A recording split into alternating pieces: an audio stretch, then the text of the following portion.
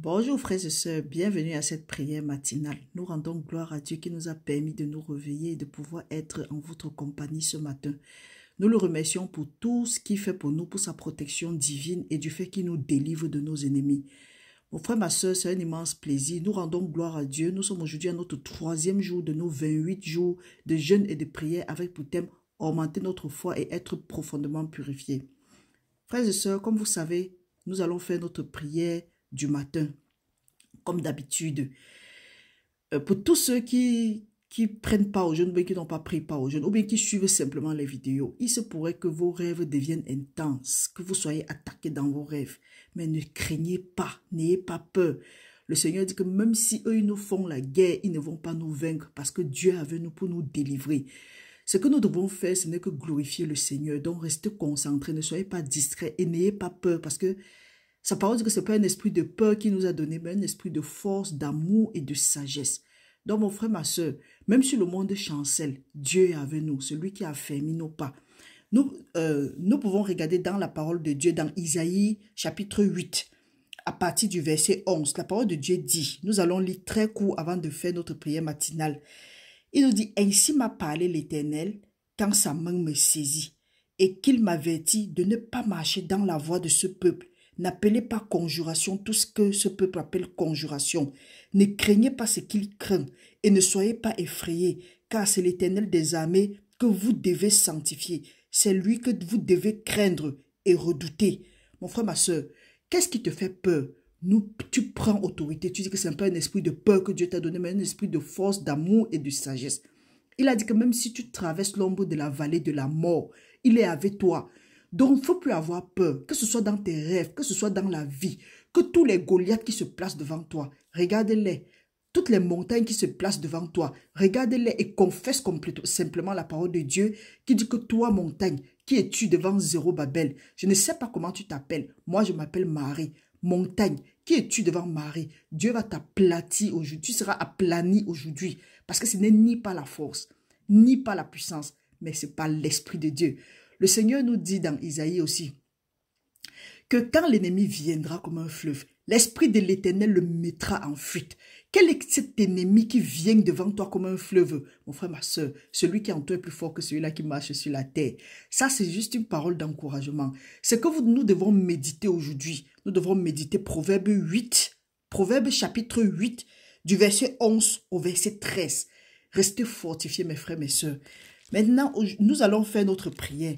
Notre prière sera inspirée du livre de Psaumes. Nous allons lire le chapitre 32. La parole de Dieu nous dit, lisons au nom du Seigneur. Heureux celui à qui la transgression est remise, à qui le péché est pardonné.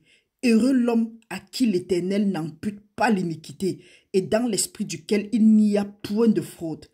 Tant que nous nous sommes tus, nos os se consumaient.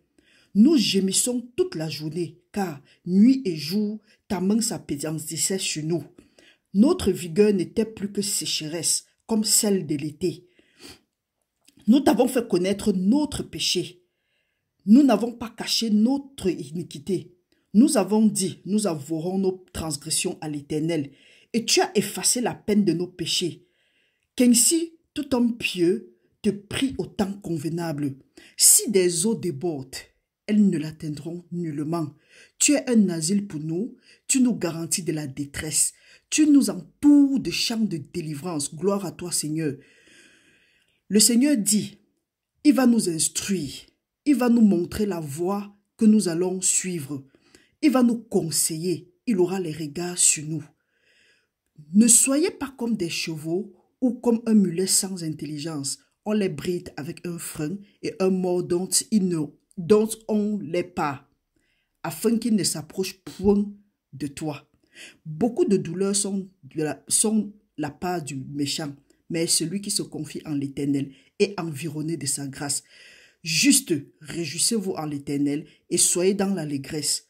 Poussez des cris de joie, vous tous qui êtes droits de cœur.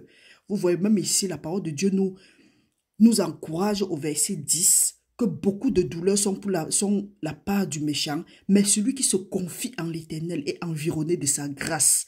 Donc, confie-toi en l'Éternel. La parole de Dieu dit que quiconque met sa confiance en Dieu ne sera pas déçu.